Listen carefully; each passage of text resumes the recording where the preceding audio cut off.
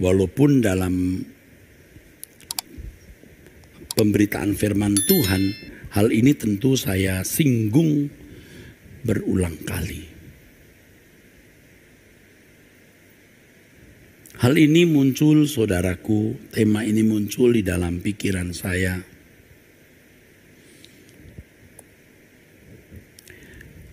Berhubung atau karena saya mendengar melalui Anda bertanya Alkitab menjawab. Artinya saya membaca, dari membaca itu saya tahu. Begitu banyak kaum ibu, kaum wanita yang teraniaya.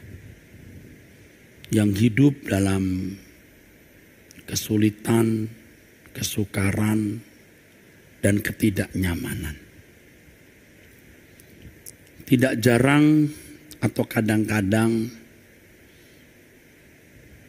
saya berpikir ya, kok ada orang menderita seperti ini ya. Kok ada orang menderita separah ini. Dan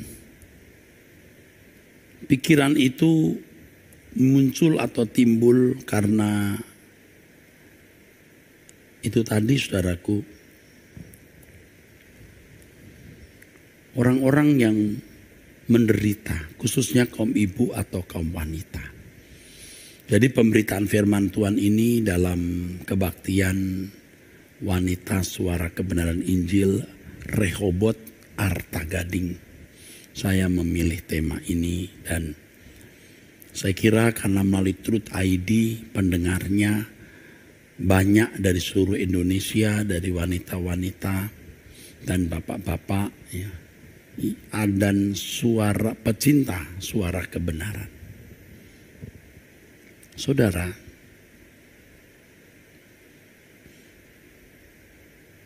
Roma pasal 8 ayat 28 memuat kebenaran yang kalau kita gali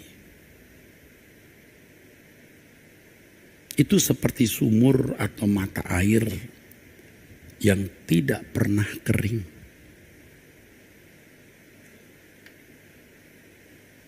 Ayat itu luar biasa, saudaraku. Allah turut bekerja dalam segala sesuatu. Dalam teks aslinya tidak ada kata turut.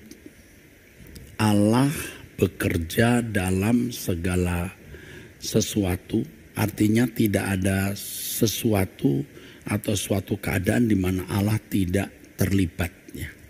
Untuk mendatangkan kebaikan bagi orang yang mengasihi Dia. Itu berarti dalam segala keadaan Allah hadir. Dalam setiap situasi Allah hadir. Saudara akan mudah menjawab atau merespon perkataan saya ini dengan kata amin. Tetapi tidak mudah untuk mengakui kehadiran Allah, keterlibatan Allah dalam keadaan-keadaan yang kita merasa tersakiti. Kita merasa terlukai. Kita merasa dirugikan dan memang benar-benar dirugikan. Tidak mudah. Orang-orang yang telah mencapai kedewasaan penuh bisa mengerti dan menerima kehadiran Allah dalam segala keadaan tersebut. Yaitu jika kedewasaan tersebut ditandai dengan satu, Tuhan menjadi kebahagiaan.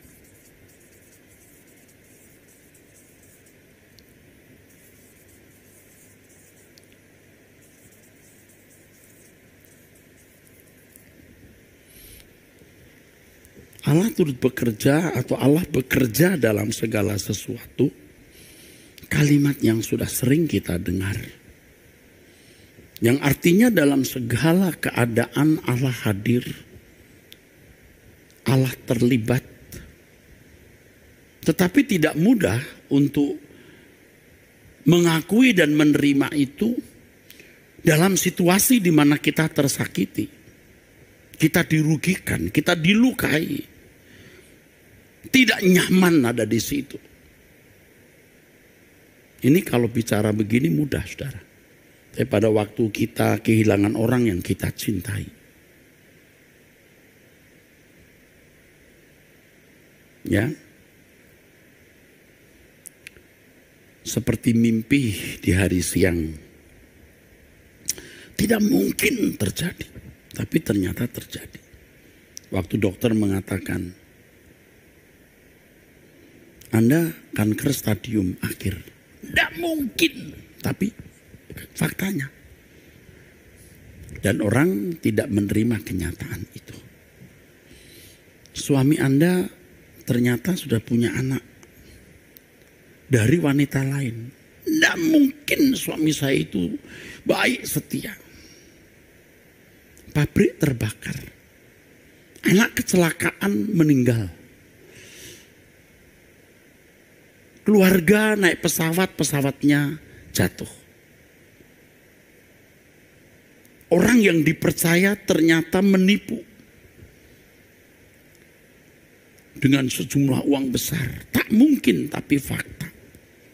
Dan banyak fakta-fakta lain. Kejadian-kejadian yang menyakitkan, terasa merugikan, dan lain sebagainya. Nah, saat-saat seperti itu, sulit kita menerima kenyataan bahwa Allah hadir. Allah terlibat di dalam keadaan tersebut. Kecuali dewasa.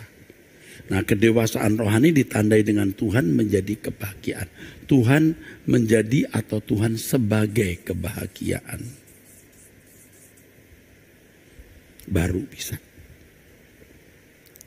Saya bicara ini pun belum tentu saudara bisa mengerti. Mungkin secara kognitif tahu tapi dalam penghayatan belum tentu. Apalagi Anda di situasi yang terlukai, tersakiti, dirugikan. Ya. Yang kedua saudara. Dewasa rohani artinya ketika seseorang memiliki tujuan hidup. Hanya Tuhan dan kerajaannya.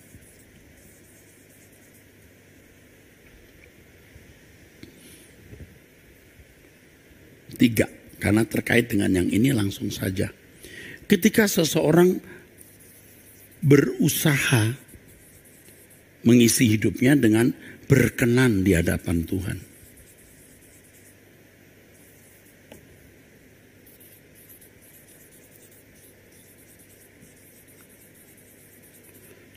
Yang ini luar biasa ya. Kalau kita belajar yang di sini luar biasa. Kenapa? Sebab kalau Tuhan menjadi tujuan hidup kita, keberkenanan di hadapan Tuhan menjadi segalanya dalam hidup kita, maka tidak ada yang bisa menenggelamkan kita. Tidak ada yang bisa menenggelamkan kita.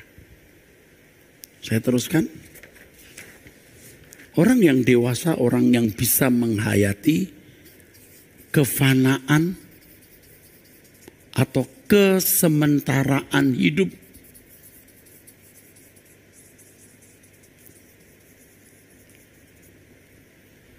Orang yang menghayati kefanaan atau kesementaraan hidup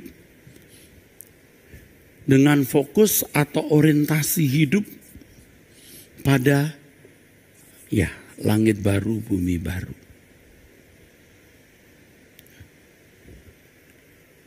Oke. Nanti kita akan teruskan. Saya masuk dulu ke sini, saudara.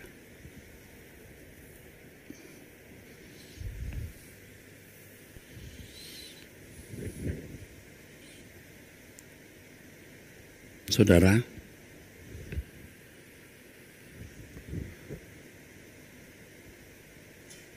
saya tidak tahu apakah saudara bisa mengerti dan menerima bahwa ketika kita menjadikan sesuatu itu sebagai kebahagiaan, itu bisa membangkitkan kecemburuan hati Tuhan. Jadi kalau saudara memang tidak mengasihi Tuhan dan tidak berhasrat menjadi anak-anak Allah yang berkenan, tidak menjadikan Tuhan sebagai tujuan, dan saudara tidak terfokus pada langit baru, bumi baru, mungkin saudara tidak mengganggu perasaan Allah. Karena memang saudara menyediakan diri menjadi kayu bakar neraka. Berteman dengan iblis dan memang Anda menyediakan diri jadi kayu bakar neraka. Tetapi saudara yang berkomitmen untuk mengasihi Tuhan,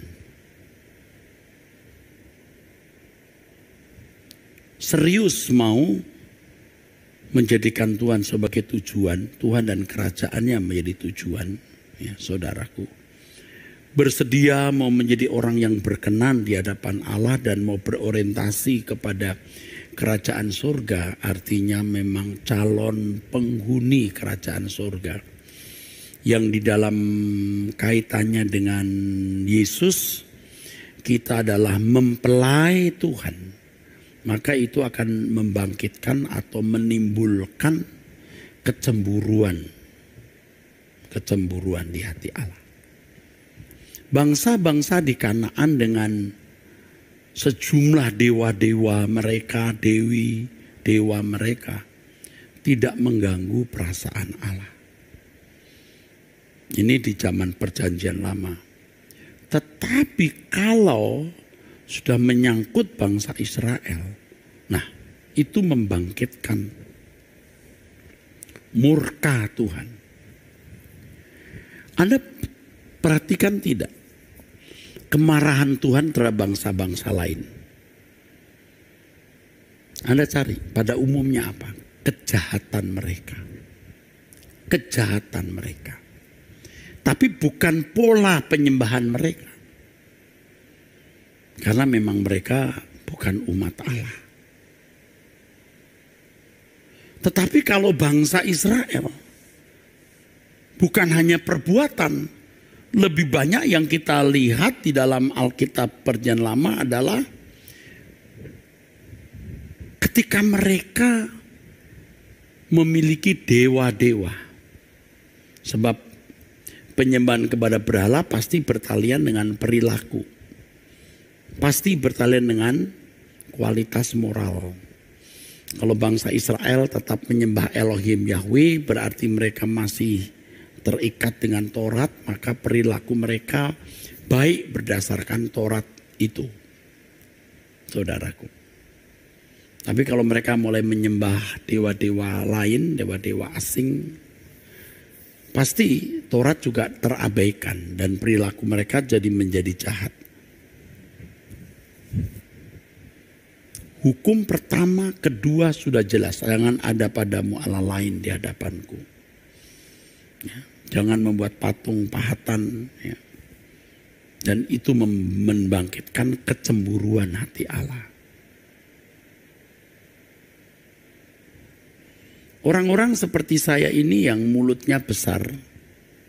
Aku mau mencintai Engkau Tuhan, Kau segalanya bagiku Tuhan, hidupku sepenuhnya untukmu. Aku berkomitmen Tuhan, Engkaulah satu-satunya kebahagiaan. Itu disambut Tuhan. Dan kalau sampai saya memberikan perhatian saya kepada sesuatu, yang sesuatu itu menjadi kebahagiaan saya, itu bisa membangkitkan kecemburuan di dalam hati Allah. Dan tidak jarang, saudara, Tuhan membawa orang-orang yang memang punya komitmen untuk mengasihi Dia kepada keadaan-keadaan yang menyakitkan. Keadaan-keadaan yang sulit. Nah, keadaan yang sulit itu sebenarnya merupakan panggilan untuk pulang. Panggilan untuk pulang. Kalau saudara membaca kisah mengenai anak terhilang, sering dilupakan satu hal di situ, saudara. Anak itu dalam kesadaran pulang kembali ya ke rumah orang tua. Ya, Lukas 15 ya saudara, dari ayat 11. Tetapi yang sering dilupakan adalah timbullah bencana kelaparan dalam negeri itu dan ia pun mulai melarat. Yang sering tidak diperhatikan adalah timbulnya bencana kelaparan di dalam negeri itu. Kalau tidak timbul bencana kelaparan, saya tidak yakin si bungsu pulang loh.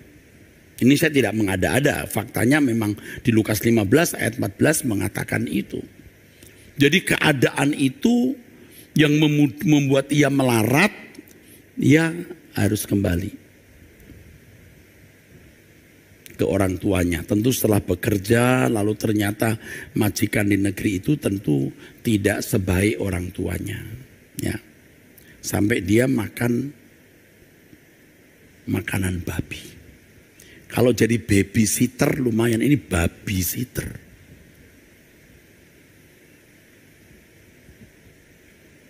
Nah, keadaan inilah yang mendorong ia pulang. Jangan lupa, timbullah bencana kelaparan. Nah, kita tahu bahwa kisah ini kan merupakan perumpamaan ya saudaraku, yang menggambarkan pertobatan seseorang kepada Allah. Nah, saudara harus mengerti bahwa pertobatan itu bukan satu kali. Kalau dalam kehidupan orang percaya, pertobatan itu metanoia. Metanoia itu pembaharuan pikiran. Pembaharuan pikiran sampai pada keadaan pikiran yang baru, yang kalau dibandingkan pikiran pada umumnya ini pikiran yang berbeda, maka bisa dikatakan paranoia. Paranoia itu penyimpangan pikiran. Di mata dunia, dulu sebelum kita sungguh-sungguh dalam Tuhan, kita ini tidak memiliki penyimpangan pikiran, kita wajar saja. Tapi ketika kita berkomitmen untuk mencintai Tuhan, berkomitmen untuk mengasihi Tuhan, nah Tuhan proses kita. Sampai kita bisa mengalami, agar kita mengalami pertobatan yang membawa kita sampai menjadi paranoia, penyimpangan pikiran. Di mata dunia kita menyimpang, tapi di mata Allah kita tidak menyimpang. Jadi kalau semua orang miring, maka orang yang lurus dianggap miring. Nah, Tuhan memberikan keadaan-keadaan yang tidak nyaman, saudaraku. Ya.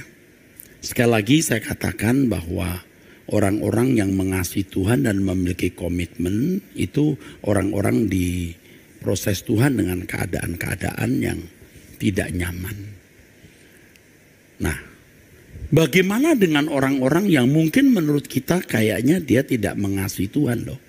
Tapi mengapa mengalami demikian? Saudara, kita tidak tahu kedalaman hati manusia. Satu, kita tidak tahu kedalaman hati manusia. Yang kedua, kita tidak tahu porsi kasih karunia, artinya apa yang Allah sediakan kepada masing-masing individu.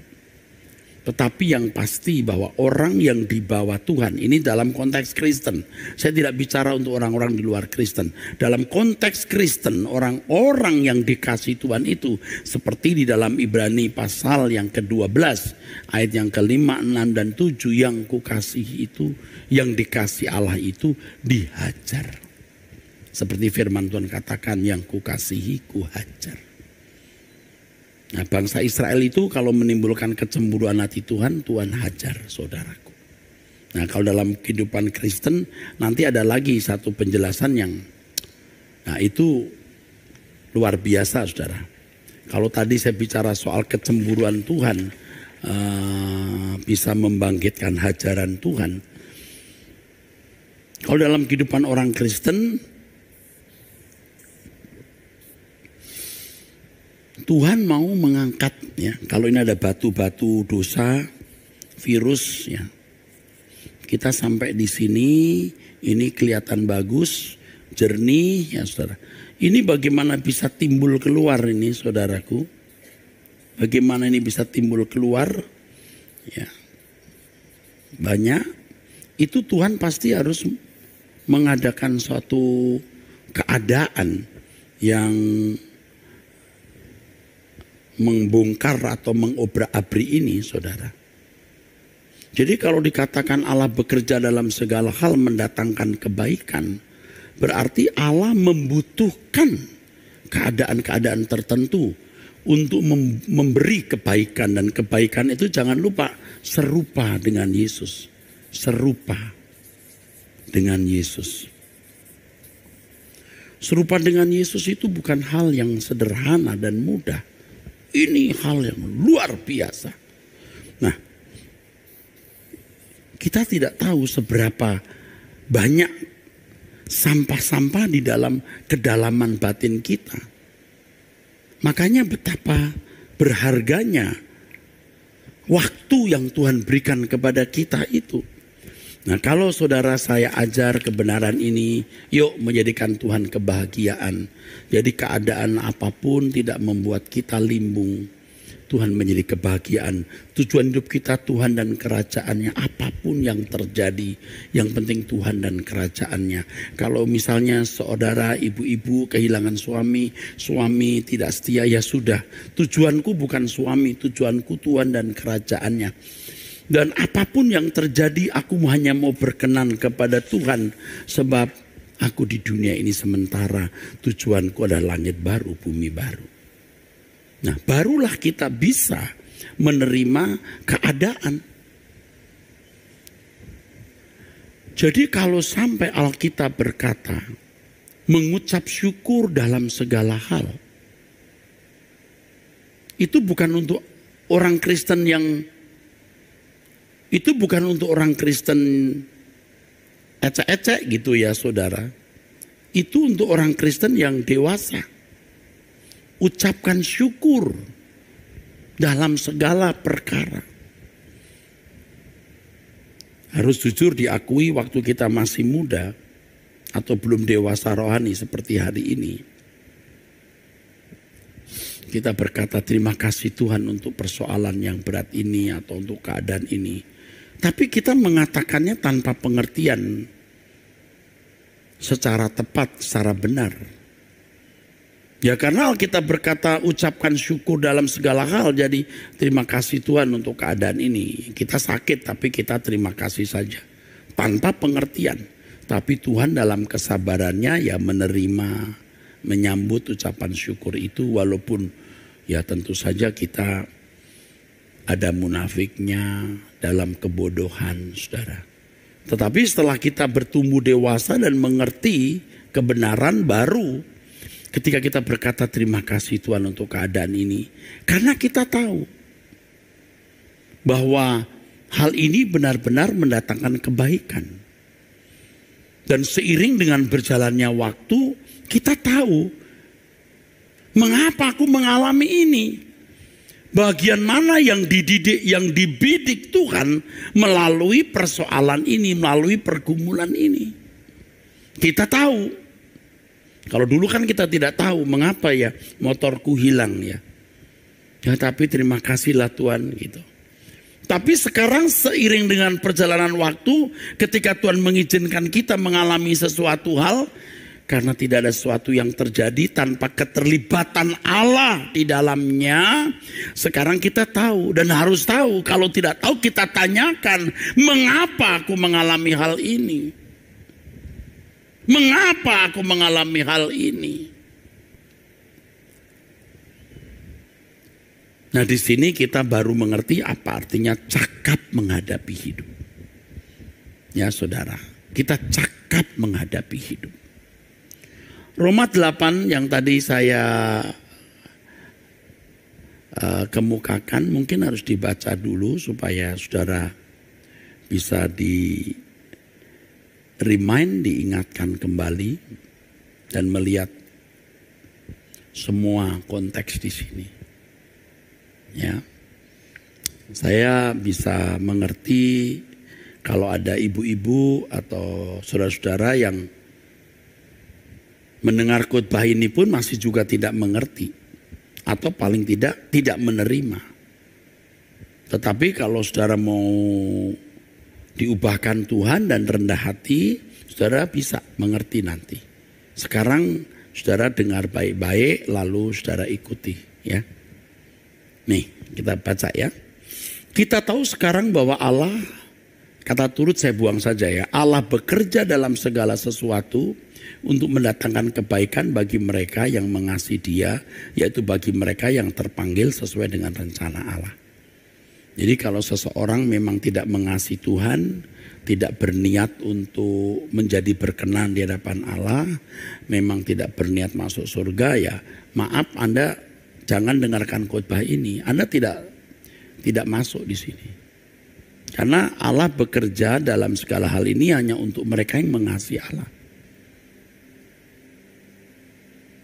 Atau paling tidak untuk mereka yang masih diberi kesempatan untuk mengasihi Allah. Diberi kesempatan untuk mengasihi Allah. Jadi kalau ada ibu-ibu yang ya mengasihi Allah itu kan juga bisa relatif tergantung dari proses pendewasaan yang dialami seseorang, saudaraku. Ada seorang yang memang belum mengasihi Allah dengan matang, tetapi memiliki bahan atau benih untuk mengasihi Allah. Dan Allah tentu memberi kesempatan benih itu tumbuh. Nah, syukur-syukur ketemu Truth ID, lalu saya sampaikan begini, lalu saudara memilih untuk mengasihi Tuhan.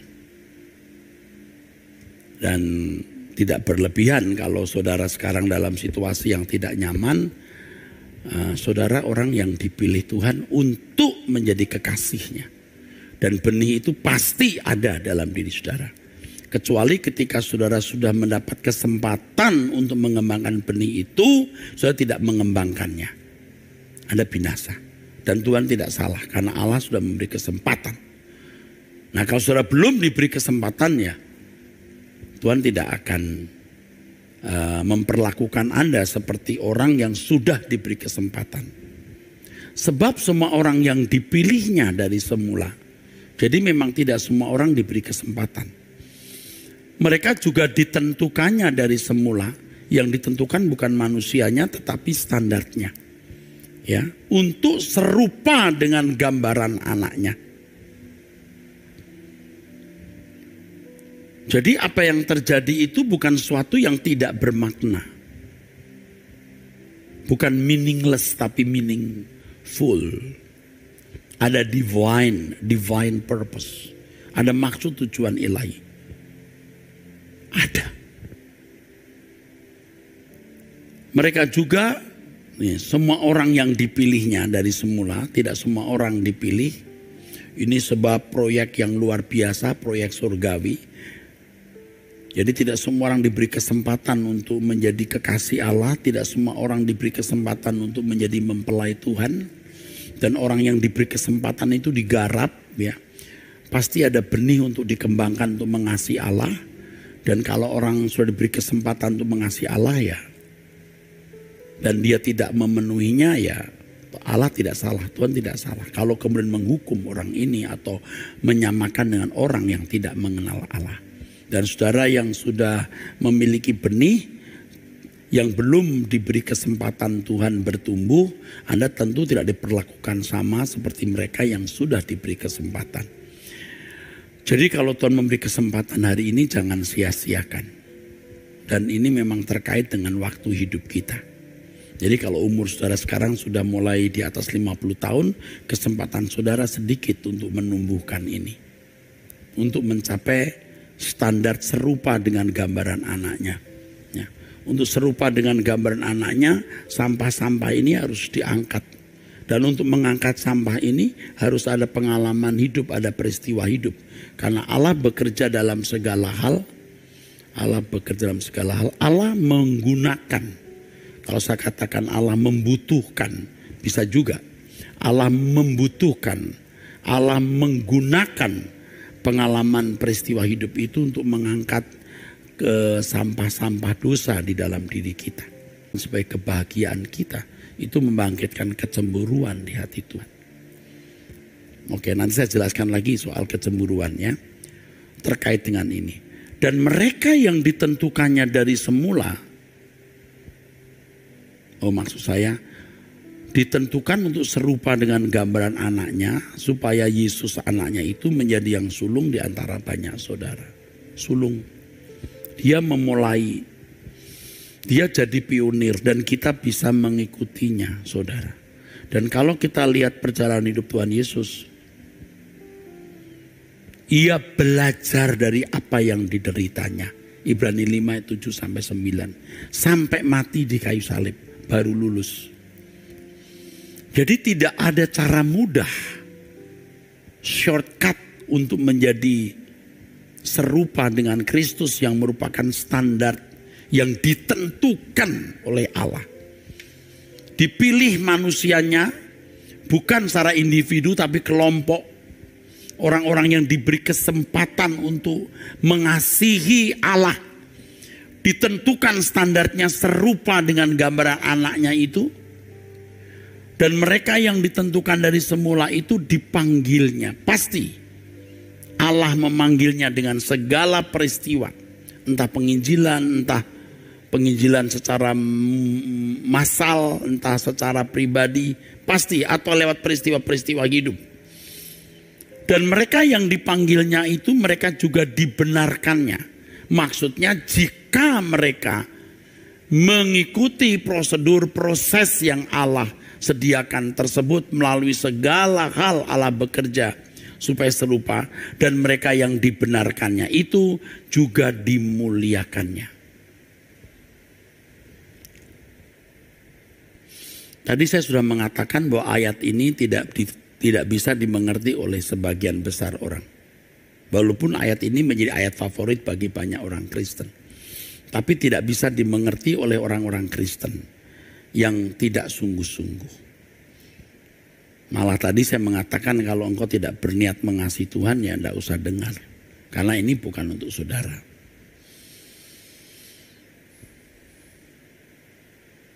Saudara harus mengerti betapa sulitnya mengubah itu. Mengubah diri itu. Jadi ketika saya mendengar ya beberapa kali orang berkata, Pak kok saya sulit sekali ya Pak ya jadi benar monster saya. Nah itu pakai kata monster lagi. Saya berkata you are in the right track. On the right track. Kamu on the right track. Kamu di track yang benar. Saya juga mengalami itu. Kita harus menghayati betapa sulitnya berubah itu. Jadi kalau kita hanya sampai pada perubahan menjadi baik atau standar umum, mungkin tidak sulit. Tetapi kalau kita mau sampai pada standar serupa dengan Yesus, ini standar yang ditentukan Allah. Itu sulit. Orang baru tahu betapa sulitnya. Dan sekarang setelah sekian puluh tahun saya menjadi orang Kristen dan di hari senja saya mengenali satu hal. Semakin kita mau berkenan kepada Tuhan, semakin banyak kita temukan cacat karakter kita. Yang Tuhan akan garap kita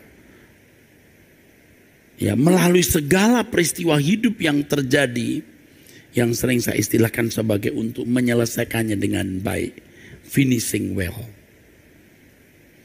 Jadi kita harus bisa mengerti dan menerima bahwa segala peristiwa hidup yang kita alami itu mengandung berkat. Sebab di mana Allah hadir itu pasti ada berkat abadi. Di mana Allah hadir pasti ada berkat kekal.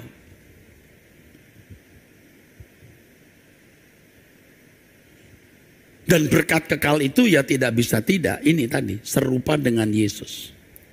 Jadi saya tidak bicara untuk orang-orang yang masih manja, yang mau hidup tanpa masalah, yang mau hidup tanpa persoalan, saudaraku. Kalau kita melihat peta besar dunia, dan ini prinsip sekali, saudara. Ini prinsip sekali yang saya mau bicara ini. Kedatangan Yesus ke dunia ini, itu sebenarnya mempersulit keadaan. Ya. Mempersulit keadaan, saudara. Kalau saya menghubungkan dengan kuda-kuda yang sering saya katakan di kitab Sakaria, ada kuda berwarna-warni keliling dunia lalu kembali dengan kata damai-damai. Tidak ada perubahan. Semua masih di dalam kekuasaan kuasa gelap. Ini prinsip sekali ini, saudara. Tapi ini peta besar yang kita semua harus pahami, saudara. Tapi ketika Yesus datang, seperti yang dikatakan dalam firman Tuhan, kalau satu rumah, ada orang kuat yang menjaga rumah itu, dia menjaganya supaya tenang dan damai rumah itu. Tapi ketika ada orang yang lebih kuat, ya, menaklukkan rumah itu, dan merampas semua persenjataannya, ini tuan yang baru. Kuasa kegelapan mempengaruhi dunia ini, maksud saya menguasai dunia ini. Ya, damai, tenang dan semua ada, permainan ada di tangan kuasa gelap. Ketika Yesus datang, Yesus merebut kuasa itu. Segala kuasa di surga, di bumi dalam tanganku, kata Tuhan Yesus. Sejak itu permainan di tangan Tuhan. Dan kalau permainan di tangan Tuhan, dunia diopok-opok. Dunia diopok-opok. Yesus berkata, aku datang bukan membawa damai, tapi pedang, makairan. Dan betapa senangnya aku kalau api yang kulemparkan menyala. Itu bukan api Roh Kudus. Itu ketidaknyamanan. Dan dunia akan terus mencapai puncak penderitaan. Dan itu semua dilegalisir oleh Tuhan. Yang digambarkan dengan meterai yang dibuka. Lalu muncul kuda ini, kuda itu. Ya, pertama kuda putih, hitam, merah, dan seterusnya. Adanya kegerakan-kegerakan dunia. Memang kegerakan yang pertama kuda putih yang merubah Eropa menjadi Kristen. Lalu kuda hitam di sepanjang sejarah dunia selalu ada masalah ekonomi. Lalu ada kuda merah di sepanjang dunia selalu ada konflik perang. Lalu kuda hijau yang sepanjang perjalanan hidup manusia akan membawa ketidaktentraman. Nah, dunia itu begini, saudaraku. Dan dalam peta besar kita harus menerima. Dalam peta besar kita harus menerima. Dunia tidak bertambah menjadi baik. Dunia tidak bertambah menjadi baik. Dunia tidak menjadi tempat hunian yang nyaman. Tuhan sengaja membuat keadaan itu. Bahkan di Matius pasal 24 jelas sekali. Segala sesuatu ini harus terjadi sebelum zaman baru. Kata penderitaan dalam Matius 24 itu menunjukkan penderitaan seorang wanita yang mengandung. Jadi penderitaan itu makin puncak baru blet anak itu lahir. Jadi peta besar ini pun kita harus terima. Menerima keadaan. Dunia kita tidak bertambah menjadi baik. Tapi kalau saya bicara begini saya dianggap nabi palsu, saudara.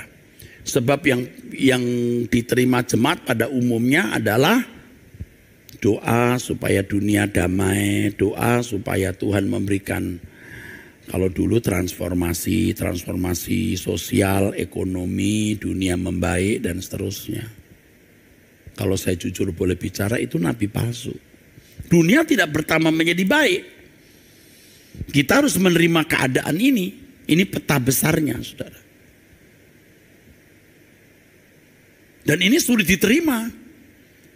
Dulu pada mulanya saya mengerti kebenaran ini juga saya ragu-ragu apakah saya ini, khotbah saya ini laku didengar orang atau orang pikir saya sedang mencari hal-hal yang sensasional. Tetapi ini keadaan yang harus diterima. Dunia tidak bertambah menjadi baik.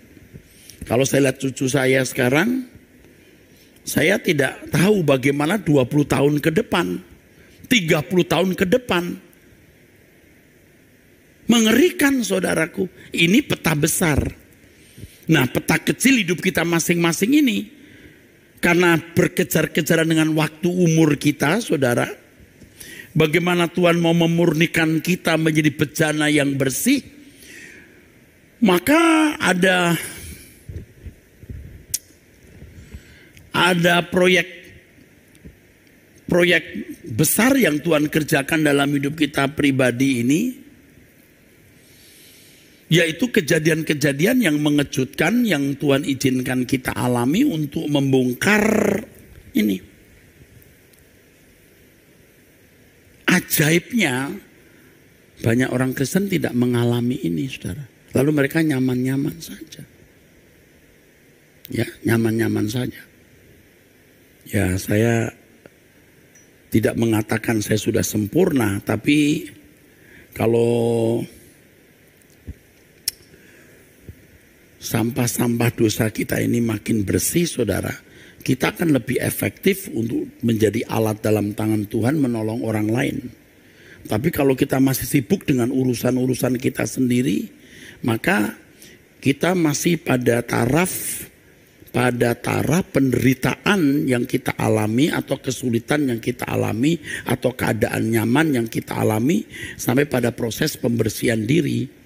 Kalau ini sudah lewat, mestinya kita masuk pada proses pikul salib. Jadi penderitaan yang kita alami itu karena kita masuk dalam pelayanan pekerjaan Tuhan. Nah, kalau yang di sini saja belum selesai, saya tidak tahu apakah Anda berkesempatan memikul salib. Ini bukan salib, saudara. Yang masih gampang tersinggung, yang materialistis, yang pikiran kotor dan lain-lain. Dan Tuhan memproses itu lewat keadaan-keadaan untuk mencabut semua itu. Kadang-kadang kita merasa bahwa kita sudah bersih, tapi ternyata belum. Maka ada cobaan-cobaan yang Tuhan izinkan kita alami. Orang berpikir bahwa dia sudah jujur. Ya, ketika dia menghadapi uang 50 juta dia jujur. Kalau 50 miliar belum tentu dia jujur. Kita pikir kita sudah bersih. Ya, soal seks misalnya.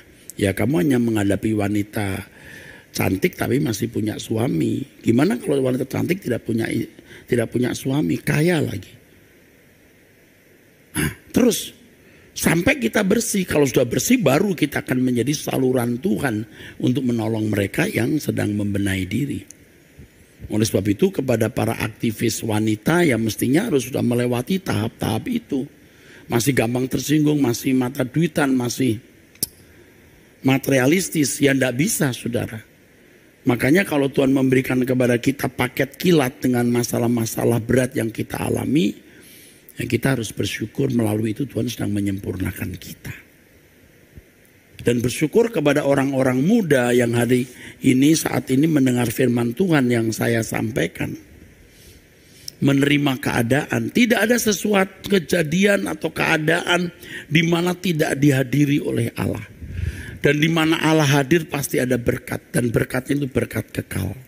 Nah, sekarang tergantung apakah Anda menjadikan Tuhan kebahagiaan hidup.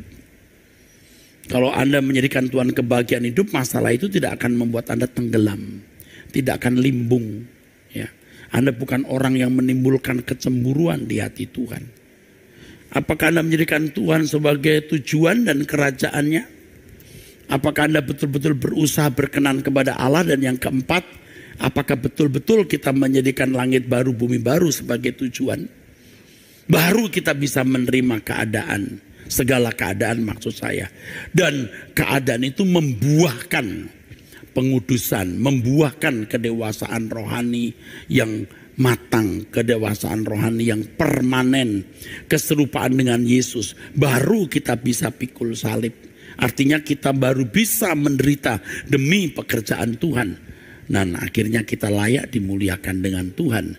Roma 8:17, hanya orang yang menderita bersama-sama dengan Tuhan, orang yang dimuliakan bersama dengan Tuhan. Kita masih di Roma pasal 8, saudara. Tadi kita baca ayat 28 sampai 30, lalu di ayat 17. Dan jika kita adalah anak, maka kita juga adalah ahli waris. Maksudnya orang-orang yang berhak menerima janji-janji Allah. Yang akan menerimanya bersama-sama dengan Kristus. Dimuliakan bersama Yesus ya. Yaitu jika kita menderita bersama-sama dengan Dia, supaya kita juga dipermuliakan bersama-sama dengan Dia. Ya. Baru ayat-ayat berikutnya Paulus kembali membedah, ya, memberi drill, ya, penjelasan yang berikut ini. Tentunya waktu saya tidak cukup, jadi saya mengatakan bahwa apa yang dikatakan di ayat 17 ini lalu di breakdown di ayat-ayat berikutnya, saudara. Jika kita adalah anak, maka kita juga adalah ahli waris. Maksudnya orang-orang yang berhak menerima janji Allah, yang akan menerimanya bersama-sama dengan Kristus. Wow. Wow, luar biasa. Yaitu jika kita menderita bersama-sama dengan Dia, supaya kita juga dipermuliakan bersama-sama dengan Dia. Tingkat menderita itu tingkat yang sudah memikul salib, saudara. Tapi kita tidak bisa memikul salib, belum bisa menderita bersama dengan Dia kalau kita belum dewasa seperti Dia. Maka di penjelasan berikut yang tadi saya katakan di break drill, maka Allah bekerja dalam segala hal untuk mendatangkan kebaikan. Kebaikan di situ maksudnya agar kita serupa dengan Yesus. Ibu-ibu yang kekasih, saya kira ibu-ibu sudah mendengarkan khotbah saya berulang-ulang. Saya tidak bicara untuk saudara-saudara yang masih mau manja, mau hidup dimanjakan. Saya bicara kepada saudara-saudara yang sudah mestinya mau akil balik. Apalagi kalau saudara-saudara sekalian, ibu-ibu usia di atas 50 tahun. Apa yang kita harapkan lagi dari dunia ini, saudara? Kita tidak bisa menderita bersama Tuhan atau dalam tingkat memikul salib kalau kita masih memiliki banyak ini. Jadi kalau sekarang Tuhan memberikan kita paket kilat dalam tanda kutip supaya lebih cepat, bisa saja, tapi tetap perlu waktu. Terimalah keadaan. Suamimu, ini contoh saja ya, karena sering saya membaca, selingkuh meninggalkan Anda. Jangan itu pandang sebagai satu bencana. Allah hadir di situ. Anda orang istimewa Tuhan. Sulit bukan menerimanya? Tapi kalau saudara melihat kekekalan, itu tidak menjadi sulit. Kalau saudara melihat ini Anda mau berkenan kepada Tuhan, maka hal itu tidak sulit untuk diterima.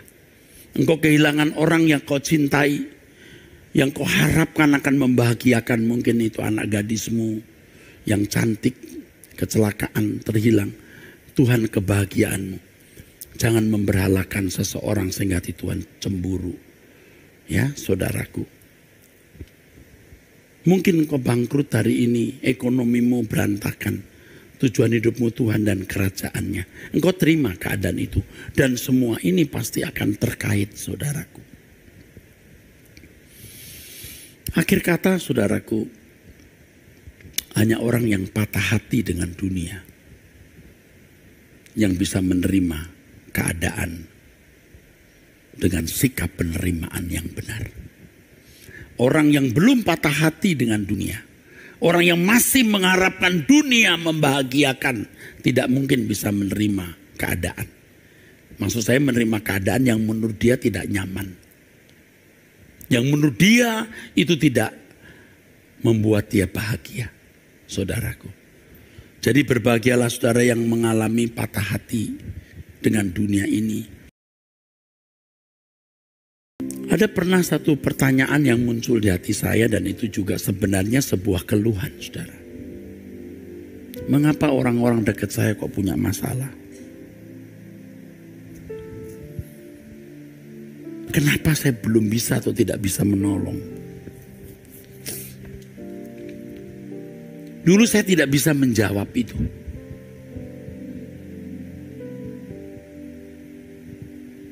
Tuhan bawa orang-orang di sekitar saya punya masalah dan saya tidak bisa membantu. Atau kalaupun saya membantu terbatas. Jawabnya sekarang adalah, saya harus dampingi orang-orang yang bisa saya bawa terbang bersama dengan saya. Saya belum sempurna, tapi prinsip-prinsip seperti ini sudah saya kenakan dalam hidup. Dan mestinya untuk tingkat saya, seperti yang tadi saya katakan, saya sudah tidak boleh terlalu banyak sampah di sini. Sudah mesti bisa hilang ini. Lalu saya sudah sampai tingkat menderita bersama Tuhan atau memikul salib. Saudara, hidup kita hanya satu kali. Ibu-ibu, hidup kita cuma satu kali. Mungkin kata-kata saya Anda sulit terima, tapi saya katakan, Anda kehilangan orang yang Anda cintai bukan masalah besar. Karena itu bukan perpisahan kekal. Karena kita akan ketemu lagi di langit baru, bumi baru. Kalau Anda kehilangan suami, kita tidak lahir bersama dia, kita datang sendiri. Ya, saudaraku. Anda mungkin merasa gagal studi, gagal rumah tangga, gagal bisnis. Atau Anda merasa dihina, direndahkan ketika saudara dikhianati. Seperti yang saya katakan beberapa waktu ini, ketika suami mengkhianati Anda bukan hanya disakiti dalam arti dia mengkhianati perkawinanmu, tapi engkau juga direndahkan. Ada wanita yang lebih cantik, lebih kaya, dan engkau bukan siapa-siapa lagi bagi pria itu. Tetapi Anda berharga di mata Allah. Anda bernilai di mata Tuhan. Jadi terimalah keadaan dengan prinsip kebenaran yang saya kemukakan hari ini. Dan ibarat ini obat, ini 500, ini 5.000 mg ini saudara. Udah cukup. Ini puncak. Kalau saudara menerima ini, saudara merdeka. Tidak ada yang menggoyahkan saudara. Saudara kokoh. Saudara kuat.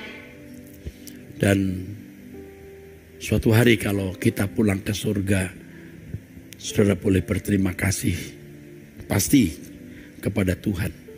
Lalu saudara bisa berkata, orang ini Tuhan yang mengajarkan sesuatu yang pada mulanya tidak saya mengerti dan tidak saya terima. Tetapi inilah yang menyelamatkan saya. Ulangi lagi apa yang saudara dengar dari saya di sesi ini. Ulangi lagi berulang-ulang. Sampai saudara mengerti, menerima, dan saudara akan diubahkan Tuhan. Tidak ada yang kita sesali dalam hidup ini. Tidak ada yang kita sesali karena kita dikasih Tuhan.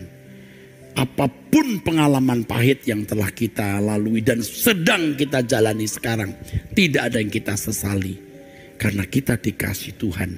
Dan peristiwa-peristiwa hidup yang kita jalani dan sedang kita jalani ini dihadiri oleh Allah. Dan ada berkat kekal di dalamnya.